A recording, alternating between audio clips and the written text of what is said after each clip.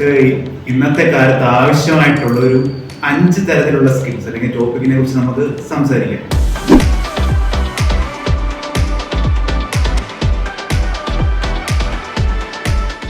ഒന്ന് നമ്മുടെ എക്സൽ അല്ലെങ്കിൽ എന്താ പറയുക മൈക്രോസോഫ്റ്റ് ഓഫീസ് അതിലുള്ള സ്കിൽസ്.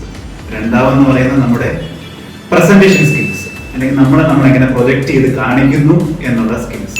പിന്നെ മൂന്നാമെന്ന് പറഞ്ഞു കഴിഞ്ഞാൽ ടൈം മാനേജ്മെന്റ്. നാലാമത് നമ്മുടെ ആർട്ടിഫിഷ്യൽ ഇന്റലിജൻസ്. നമുക്കറിയാം ഇപ്പം ലോകത്തെ ഏറ്റവും കൂടുതൽ നിലനിന്നുകൊണ്ടിരിക്കുന്ന ഫീൽഡ് അല്ലെങ്കിൽ ഇനി ഒരു വലിയൊരു ബൂം വരാമെന്നുള്ള ഫീൽഡാണ് ആർട്ടിഫിഷ്യൽ ഇന്റലിജൻസ്. പിന്നെ ലാസ്റ്റ് ആയിട്ട് നമ്മുടെ പറയാൻ പറ്റുന്ന നമ്മുടെ ഡ്രസ്സിംഗ് അല്ലെങ്കിൽ അറ്റയേഴ്സ്, അതിനെ കുറിച്ചുള്ള ഇതുപോലെ 5 ടോപ്പിക്കുകളെ കുറിച്ചായിരിക്കും നമ്മൾ സംസാരിക്കാൻ വേണ്ടി പോകും. ഫസ്റ്റ് നമ്മുടെ MS ഓഫീസ്.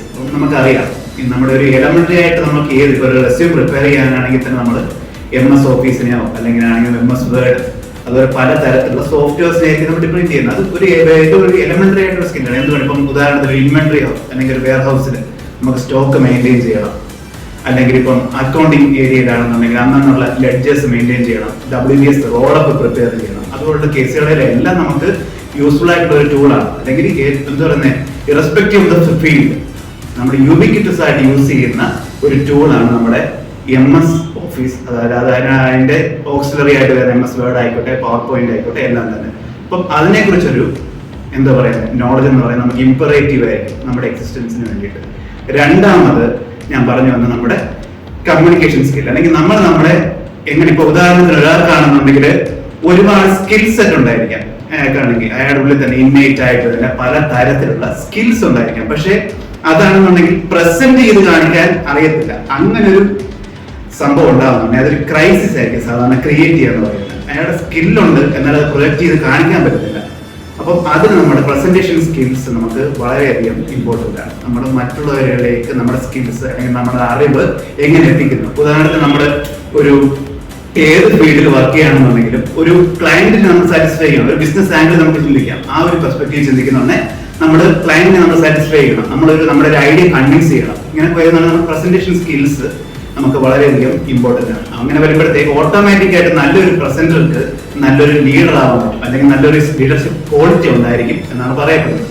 പിന്നെ അടുത്തതായിട്ട് ടൈം മാനേജ്മെന്റ്. ടൈം മാനേജ്മെന്റ് എന്ന് പറയുമ്പോൾ അറിയാം നമ്മളെല്ലാവരും വർക്ക് ചെയ്യുന്നവരാണ്, വർക്കിംഗ് പ്രൊഫഷണൽസ് ആണ്. അതുപോലെ തന്നെ ഫാമിലി ലൈഫും നല്ലപോലെ മെയിൻറ്റെയിൻ ചെയ്യാൻ ആഗ്രഹിക്കുന്ന ആൾക്കാരായിരിക്കും. അങ്ങനെ ഒരു കേസിൽ ഇത് തമ്മിൽ കറക്റ്റ് ഒരു ബാലൻസ് ഉണ്ടാവണം. വർക്ക് ലൈഫ് ബാലൻസ് നമ്മൾ പറയാറുണ്ട്.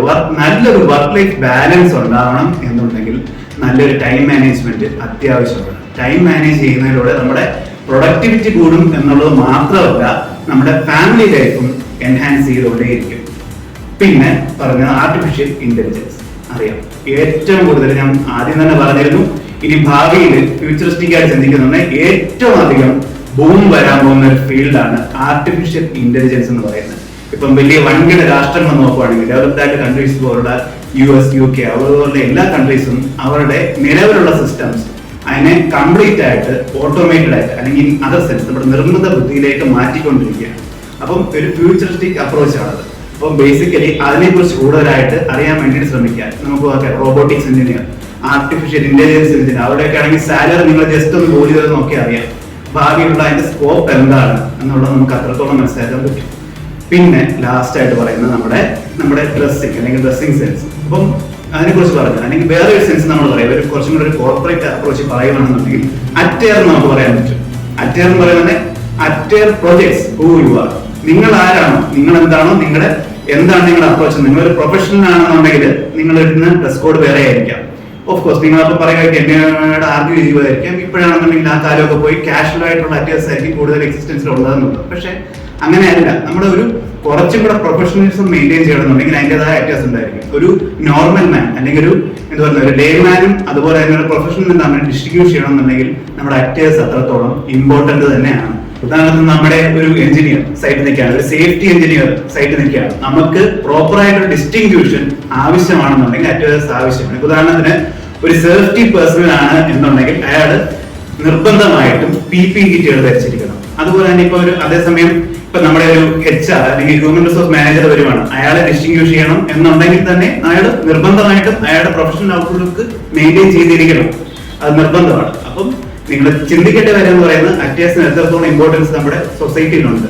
അറ്റേഴ്സിന് ഒരു നോർമൽ ആയിട്ടുള്ള കാര്യമല്ല, പ്രൊഫഷണൽ ആയിട്ട് ആംഗിൾ ചിന്തിക്കുന്നുണ്ടെങ്കിൽ നമ്മൾ നിർബന്ധമായിട്ടും നമ്മുടെ ഡ്രസ് കോഡ് മെയിൻറ്റെയിൻ ചെയ്യുക. ഡ്രസ് കോഡ് മെയിൻറ്റെയിൻ ചെയ്യുക. അതുപോലെ തന്നെ നമ്മൾ പ്രസന്റബിൾ ആവുക. ഒരാള് അല്ലെങ്കിൽ ഒരു ക്ലയന്റ് എന്നുള്ളത് നമ്മൾ ബിസിനസ് പെർസ്പെക്റ്റീവ് ചിന്തിക്കുന്നുണ്ടെങ്കിൽ ഒരു ക്ലയന്റ് നമ്മുടെ അടുത്ത് നല്ലപോലെ വന്ന് നമ്മുടെ സംസാരിക്കണം, അല്ലെങ്കിൽ അയാൾക്ക് ഇടപെടണം, നമ്മളുമായിട്ട് മിങ്കിൾ ചെയ്യണം എന്ന് തോന്നണം എന്നുണ്ടെങ്കിൽ നമ്മൾ നിർബന്ധമായിട്ട് പ്രസന്റബിൾ ആയിരിക്കണം. നമ്മുടെ അടുത്ത് വന്ന് പ്രസന്റബിൾ ആയിരിക്കണം.